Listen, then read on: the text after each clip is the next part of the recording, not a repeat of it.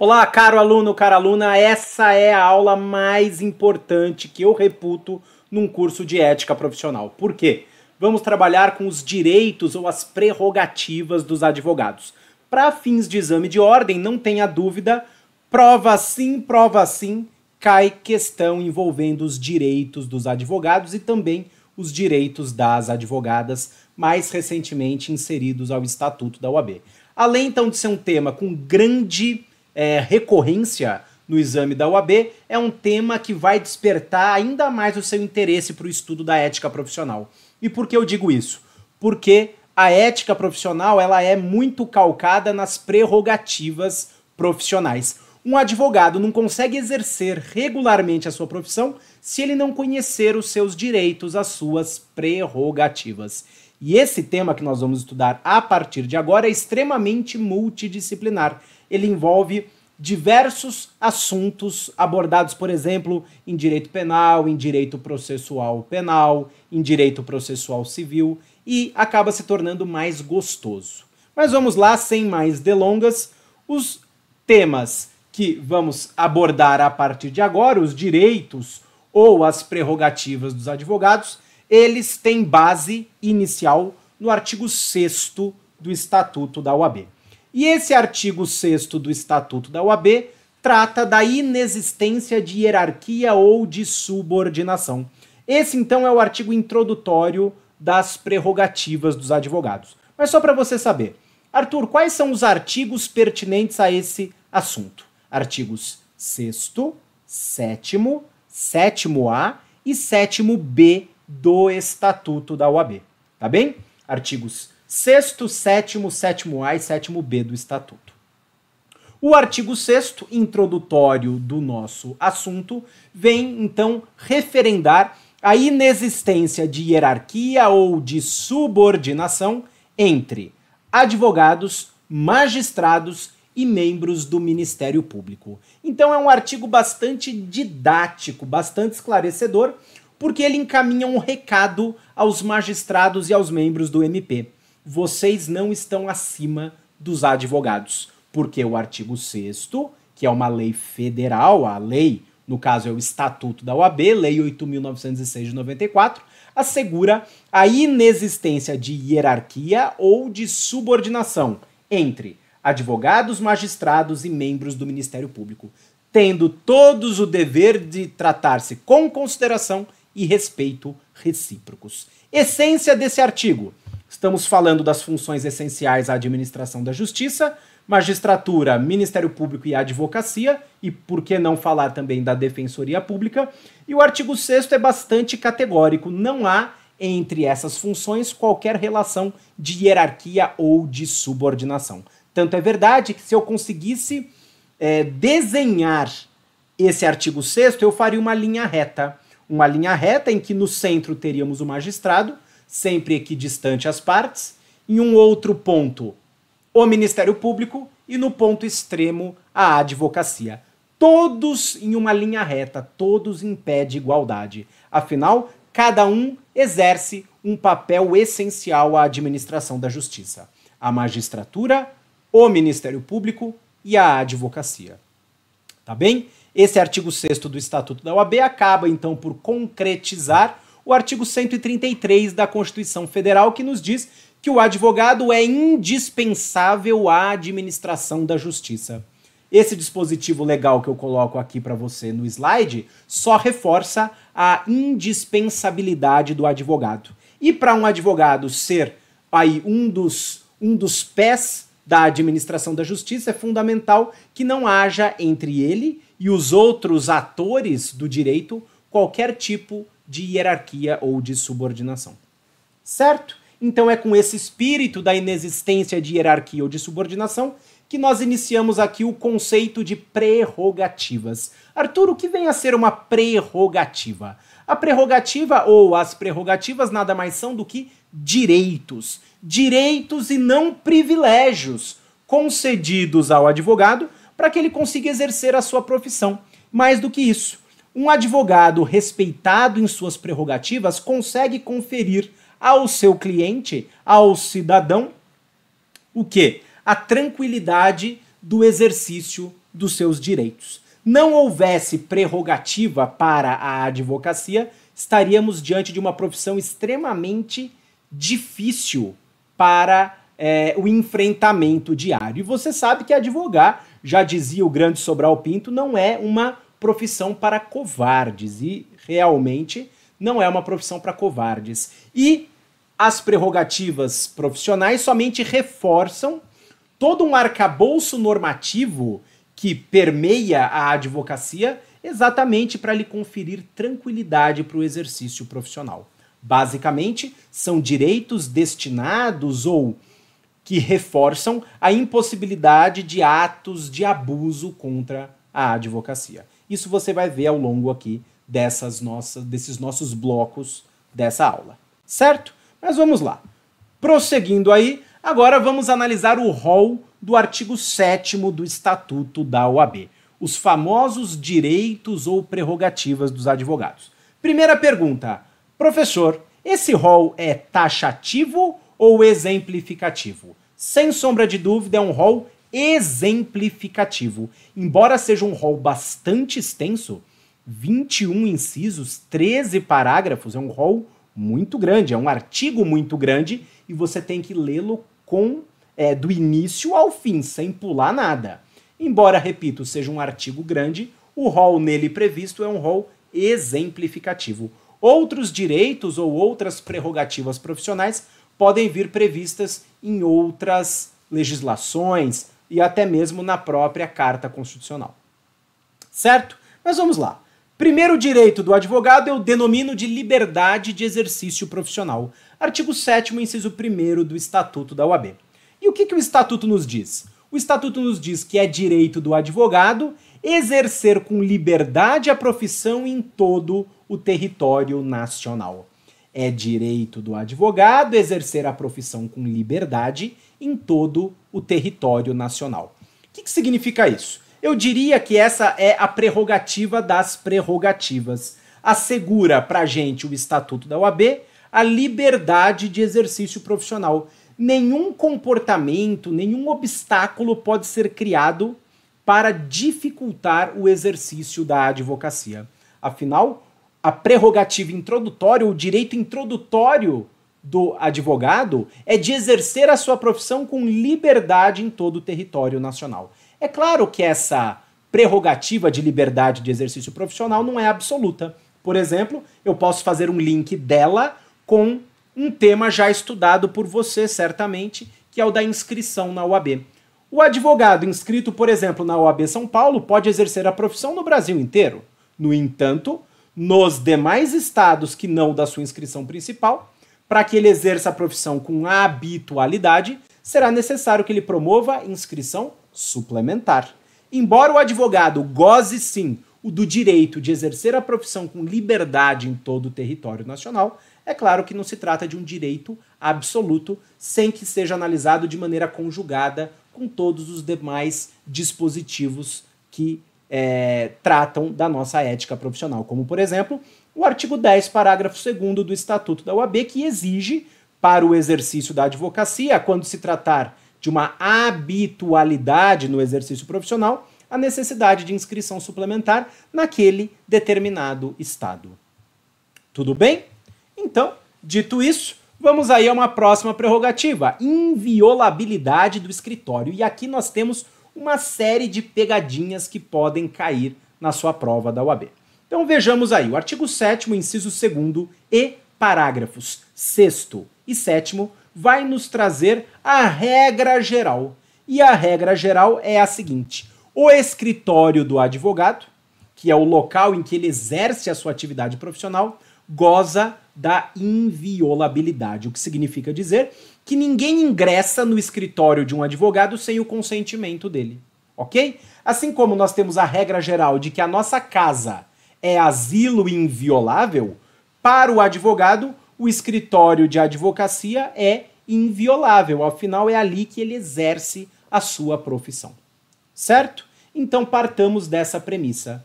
O escritório de advocacia, em regra, é inviolável, tá bem? Ninguém ingressa no escritório de advocacia sem o consentimento do advogado. No entanto, Essa inviolabilidade do escritório, como nós veremos nos próximos slides, ela é relativa. E essa pergunta já foi cobrada no exame de ordem. Se a inviolabilidade do escritório seria absoluta ou relativa. E a resposta relativa. Relativa, você vai ver comigo logo mais por quê. Mas de início, de acordo com o Estatuto, artigo 7º, inciso 2º, é direito do advogado ter garantida a inviolabilidade do seu escritório ou do seu local de trabalho, bem como dos seus instrumentos de trabalho e de sua correspondência, de sua comunicação, seja ela escrita, eletrônica, telefônica e telemática, desde que relativas ao exercício da advocacia. Da leitura desse inciso 2º, nós vamos extrair que o advogado dispõe ou goza de uma tríplice inviolabilidade. Essa inviolabilidade vai alcançar, primeiro, o seu escritório ou o seu local de trabalho. Então, se dentro da minha casa eu tenho um cômodo, por exemplo, aqui, eu estou gravando na minha casa essa aula, certo? E aqui é o meu escritório. Se eu exercer a profissão de advogado aqui, neste cômodo, por força do Estatuto da OAB, este cômodo goza da inviolabilidade prevista no Estatuto da OAB. Não porque se trata da minha residência, mas do meu local de trabalho. O Estatuto fala do local de trabalho e não da residência do advogado. Mas eu acrescento, se na residência de um advogado houver um cômodo que sirva como seu escritório, por exemplo, com um acesso até diferenciado dos demais acessos da casa, aquele cômodo goza de inviolabilidade por força do artigo 7º, inciso 2º do Estatuto da OAB. Mas o que mais é inviolável além do escritório ou do local de trabalho, ou seja, do espaço físico em que o advogado exerce a sua profissão? Também é inviolável, ou são invioláveis, os seus instrumentos de trabalho. Por exemplo, o computador do advogado, o notebook do advogado, um tablet do advogado, o smartphone do advogado, não tenha dúvida, igualmente é considerado aí, certamente, ainda mais na atualidade, na era da modernidade, não tem como você dizer que um advogado não utiliza o seu smartphone como um instrumento de trabalho, seja porque tem os contatos com o cliente, seja porque ele pode até editar arquivos, seja porque ele pode consultar arquivos ou até mesmo processos judiciais, o que torna até um celular considerado aí um instrumento de trabalho. Em virtude disso, inviolável por força do artigo 7º, inciso 2º do Estatuto da OAB. E também são invioláveis as comunicações do advogado, sejam elas escritas, eletrônicas, telefônicas ou telemáticas, quando relacionadas ao exercício profissional. Uma conversa entre um advogado e um cliente está abrangido aqui pela inviolabilidade. Um SMS, uma mensagem de WhatsApp, um e-mail encaminhado pelo advogado para o cliente ou vice-versa, estão acobertados pela inviolabilidade, desde que guardem relação com o exercício profissional. Tudo bem?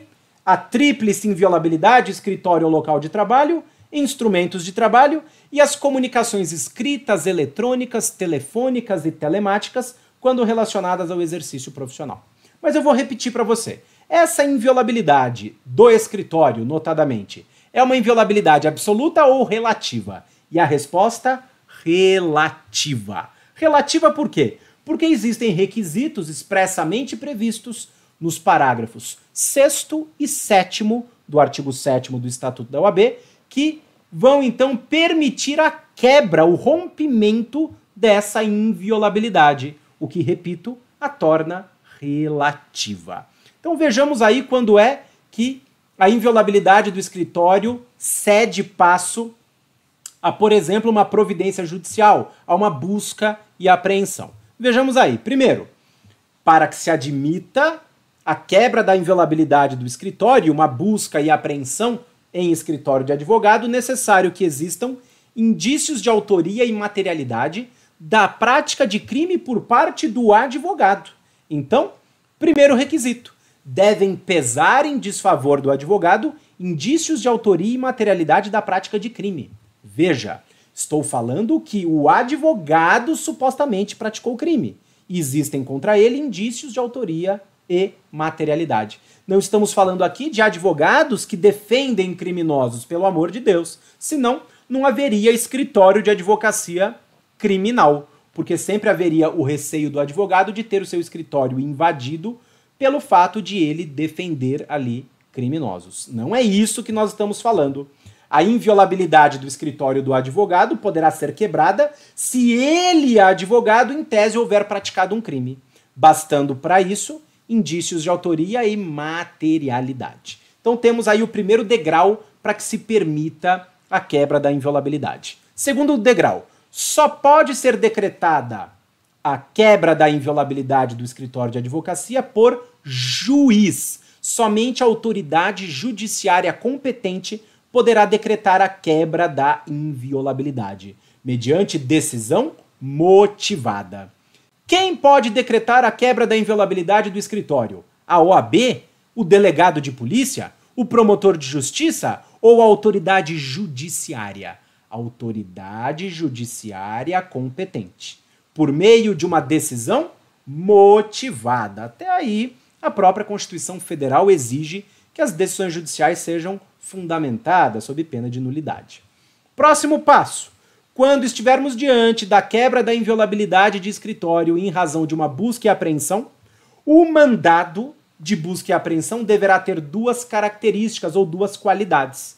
Terá que ser específico e pormenorizado, ou seja, o mandado de busca e apreensão não poderá ser genérico. Não se admite, por exemplo, um mandado de busca e apreensão em que, no seu texto, esteja escrito o seguinte: que sejam buscados e apreendidos no escritório do advogado fulano de tal, ou da advogada fulano de tal, quaisquer documentos, quaisquer papéis ou quaisquer objetos de interesse das investigações. Mas peraí, quaisquer documentos, quaisquer papéis, quaisquer objetos? Se eu sou o oficial de justiça ou o policial que vou cumprir um mandado desse, eu levo o escritório inteirinho.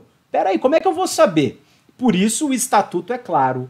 O mandado de busca e apreensão não pode ser genérico, ao contrário, ele tem que ser específico e pormenorizado. E a busca e a apreensão deverá ocorrer na presença de um representante da OAB.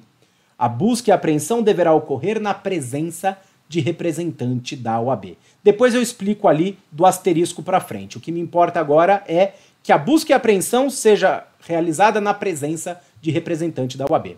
Quando um juiz decretar uma busca e apreensão, ele terá que comunicar à OAB, em caráter reservado, em caráter confidencial, que decretou uma busca e apreensão e que, portanto, um representante da entidade deverá acompanhar a realização dessa busca e apreensão, certo?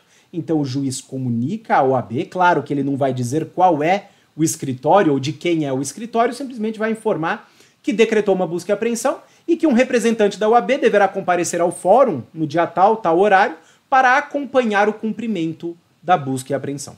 Tudo bem? Se o juiz não oficiar a OAB e comunicar a decretação da busca e apreensão, qualquer medida realizada será ilegal. Se o judiciário não comunicar à OAB sobre a busca e apreensão, haverá a ilegalidade da medida e de quaisquer provas eventualmente colhidas ali durante a busca e apreensão. O que diz ainda o Estatuto é que, lá no parágrafo 7º do artigo 7º do Estatuto, é proibida a utilização de documentos, de objetos ou de mídias pertencentes a clientes do advogado investigado. O alvo da busca e apreensão é o advogado e não a clientela. Portanto, pertences de clientes do advogado que se encontrem dentro do escritório não poderão ser alvo da busca e apreensão, salvo se esses clientes forem coautores ou partícipes do advogado naquele mesmo crime que tiver ensejado a busca e apreensão. Percebeu? Então, eu tenho dentro do escritório do meu advogado documentos meus. Eles podem ser apreendidos? Não, não podem. Podem ser apreendidos documentos e objetos do advogado e não da clientela, salvo se eu, cliente, for coautor ou partícipe do advogado naquele mesmo crime que está sendo investigado, naquele mesmo crime que tiver ensejado a busca e a apreensão. Tá bem? Isso vem no parágrafo 7º do artigo 7º do Estatuto. E com isso, então, fechamos mais uma prerrogativa profissional, a da inviolabilidade relativa do escritório de advocacia.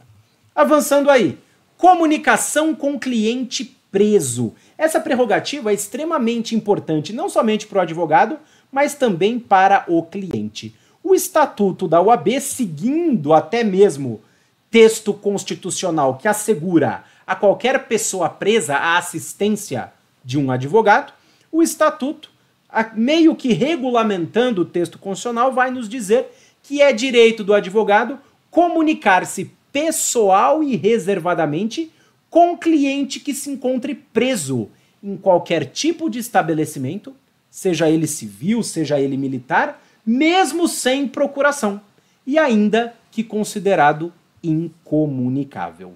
Vamos aos detalhes da prerrogativa.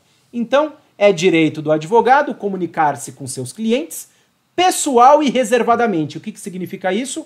Eu, advogado, tenho o direito de ficar, como aí na imagem, diante do meu cliente, tete a tete, face a face, e não por qualquer outro tipo de mecanismo de contato, como, por exemplo, um celular, uma câmera. Não. Advogado tem o direito de se comunicar pessoalmente com o seu cliente. E, segundo, de forma reservada. Significa dizer que tem que se determinar ou tem que se estabelecer um local para que o advogado possa conversar com o cliente preso. Tá bem? O que não pode acontecer é como a gente vê em filme norte-americano. Põe lá o preso numa sala junto com o advogado e ficam filmando, ficam ouvindo a conversa. Isso não. Isso é coisa lá dos Estados Unidos. Aqui no Brasil, não.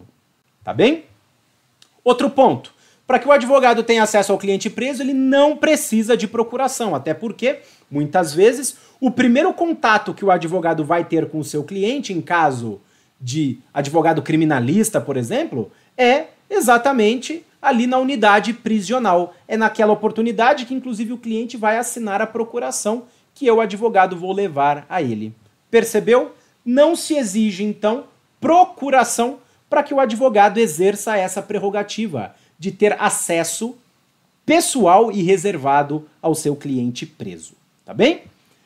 Local que o advogado tem acesso a cliente preso. Resposta: qualquer local. Seja ele um estabelecimento prisional civil, seja ele um estabelecimento prisional militar. E se o cliente preso for considerado incomunicável? Diz o Estatuto, artigo 7º, 3º, mesmo se o cliente for considerado incomunicável, o advogado terá acesso a ele. A incomunicabilidade do preso, que, de acordo com a jurisprudência e com a melhor doutrina, sequer foi recepcionada pela Constituição de 88, mas a incomunicabilidade do preso jamais seria oponível ao advogado. Advogado sempre tem acesso a cliente preso, tá bem? Independentemente de procuração, o acesso é pessoal e reservado, e mesmo se o cliente for considerado incomunicável. Tá bem? Próxima prerrogativa. Agora vamos falar não de cliente preso, mas de advogado preso. Prisão em flagrante de advogado por motivo ligado à profissão. Temos previsão no artigo 7º, inciso 4º e parágrafo 3º do Estatuto da OAB.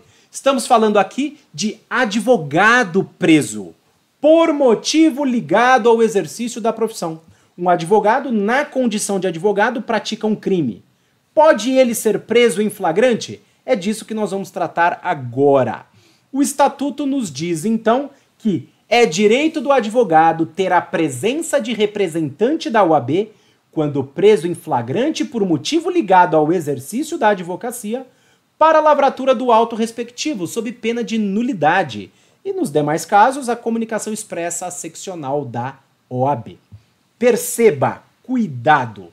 Primeiro ponto, estamos falando de um advogado que praticou um crime, mas não qualquer crime. Um crime que tenha relação com o exercício profissional.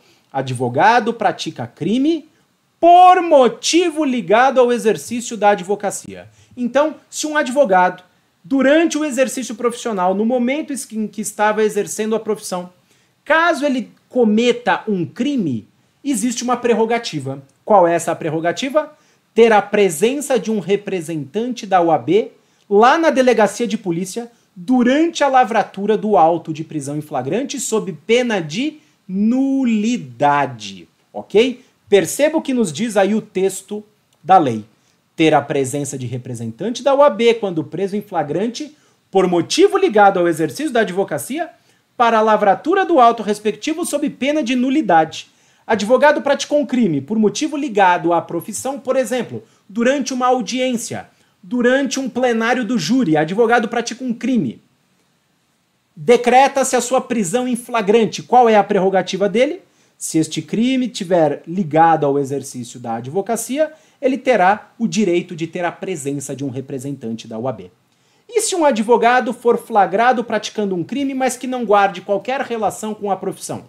Neste caso, não se aplicará a prerrogativa. Por exemplo, um advogado flagrado dirigindo bêbado, crime de embriaguez ao volante, lá do artigo 306 do Código de Trânsito Brasileiro. Teria esse advogado o direito à presença de um representante da OAB? Não! A lei é clara. Ter a presença de representante da OAB quando preso em flagrante por motivo ligado ao exercício da advocacia. Não havendo relação entre o crime praticado pelo advogado e o exercício da advocacia, não se aplica a prerrogativa de ter assegurada a presença de um representante da OAB lá na delegacia de polícia sob pena de nulidade, o que acarretaria o relaxamento da prisão. Só que tem um porém. Não é para qualquer tipo de crime que um advogado pratique, ainda que por motivo ligado à profissão, que ele poderá ser preso em flagrante.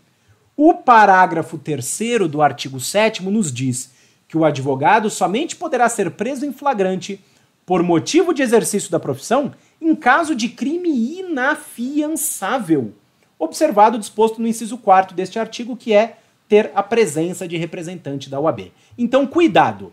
Mais um desdobramento da prerrogativa. Advogado que, por motivo ligado à profissão, pratique um crime e se encontre em situação de flagrância, somente poderá ser preso em flagrante delito se o crime for inafiançável. Em outras palavras, se um advogado, mesmo que por motivo ligado à profissão, pratica um crime e esteja em flagrante delito, não se imporá sua prisão em flagrante caso o crime perpetrado seja afiançável. Somente crimes inafiançáveis ensejarão a prisão em flagrante do advogado quando estivermos diante de um motivo ligado à profissão. Por exemplo, um advogado que em plenário do júri se desentende com o promotor de justiça e sai na mão com o promotor e acaba matando o promotor. Por motivo fútil, por uma besteira ali em plenário, ele matou o promotor. Crime hediondo é inafiançável. Caberá a prisão em flagrante do advogado. O crime foi por motivo ligado à profissão, ali no exercício da profissão, e neste caso, sim, ao ser conduzido à delegacia, assegura-se a presença de representante da OAB sob pena de nulidade da prisão. Outro detalhe, e se o crime praticado pelo advogado numa audiência for um desacato, que é um crime afiançável, não caberá a prisão em flagrante do advogado. Percebeu? Porque o parágrafo 3º nos diz que o advogado somente poderá ser preso em flagrante por motivo relacionado à profissão em caso de crime inafiançável. Se o crime for afiançável, em sentido contrário, não se imporá a prisão em flagrante do advogado. Mas, repito, isso quando o crime tiver alguma relação com a profissão. Porque se o crime não guardar relação com a profissão, caberá a prisão em flagrante em qualquer caso.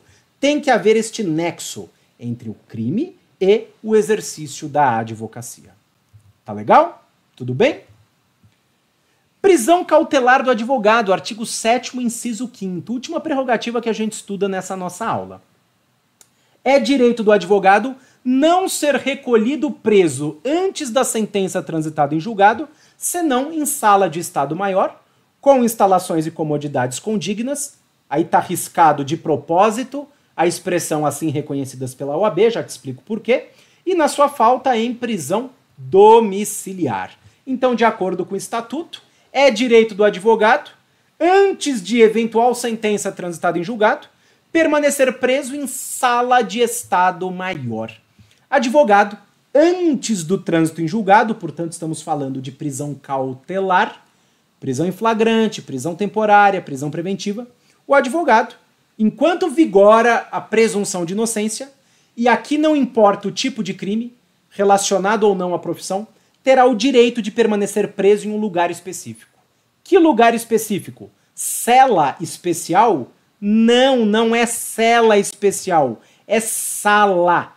Até do ponto de vista arquitetônico, a gente não pode confundir uma sala com uma cela. Eu coloco aqui nesse slide uma imagem de uma sala que tem acomodações para receber uma pessoa que ficará presa, tá bem? Uma sala. Sala localizada onde, professor? No Estado-Maior. Seriam aí as instituições das Forças Armadas, Marinha, Exército, Aeronáutica, e a jurisprudência, a doutrina também vem admitindo batalhões da Polícia Militar ou até mesmo Corpo de Bombeiros. O que não pode é advogado ficar preso em cela, cela de delegacia, cela de presídio, não. Advogado deve permanecer preso antes do trânsito em julgado em sala de Estado-Maior, com instalações e comodidades condignas de acordo com o estatuto. Então tem que ser um local limpo, um local que seja higienizado ali periodicamente, um local com salubridade. No entanto, o estatuto dizia que as salas de Estado-Maior que fossem receber advogados deveriam ter instalações e comodidades condignas, assim reconhecidas pela OAB. Essa expressão aqui, que eu risquei para você, é uma expressão que o STF declarou inconstitucional no julgamento da ação direta de inconstitucionalidade 1127, dígito 8. Para o STF, a OAB não pode se intrometer na análise das acomodações ou das instalações das salas de Estado-Maior, nas salas aí que vão receber advogados nas Forças Armadas. A OAB não se intromete nessa questão de reconhecer ou não se a sala de Estado-Maior tem acomodações condignas. Não havendo sala de Estado-Maior, a alternativa legal é que o advogado permaneça em prisão domiciliar. Sala de Estado-Maior com acomodações condignas ou, à falta, prisão domiciliar. Mas isso, Arthur, vale para qualquer tipo de crime, relacionado ou não ao exercício da profissão? Exatamente. Qualquer tipo de crime praticado por um advogado, antes do trânsito em julgado, ele ficará em sala de Estado-Maior ou em prisão domiciliar. Não importa se foi um homicídio, um estupro, um tráfico de drogas, qualquer que seja o crime, relativo ou não à profissão. Diferente da prerrogativa anteriormente estudada, que é a de advogado somente poder ser preso em flagrante por crime inafiançável, quando o crime tiver relação com a profissão. Aí sim se assegura a presença de representante da OAB. Na prerrogativa anterior, o crime praticado pelo advogado tem que ter relação com a advocacia. E nessa prerrogativa agora estudada, não importa o tipo de crime, guarde ele relação ou não com a profissão, antes da coisa julgada, significa dizer, antes do início do cumprimento da pena, o advogado terá a prerrogativa de ficar preso em sala de Estado-Maior ou, à falta dela, em prisão domiciliar. E para o advogado cumprir pena, é em sala de Estado-Maior? Não! A lei foi clara. Antes de sentença transitada em julgado. Significa dizer que o cumprimento da pena por um advogado não será em sala de Estado-Maior ou em prisão domiciliar, mas sim em uma unidade prisional comum, como qualquer outro criminoso condenado irrecorrivelmente iria cumprir a sua pena. Essa prerrogativa vale antes do trânsito em julgado. Antes de sentença transitada em julgado. Tá legal? E com isso, então, chegamos ao fim aqui do nosso encontro. Agradeço a atenção. No próximo bloco, teremos aí a sequência do tema prerrogativas dos advogados. Valeu pela atenção. Até mais. Tchau, tchau.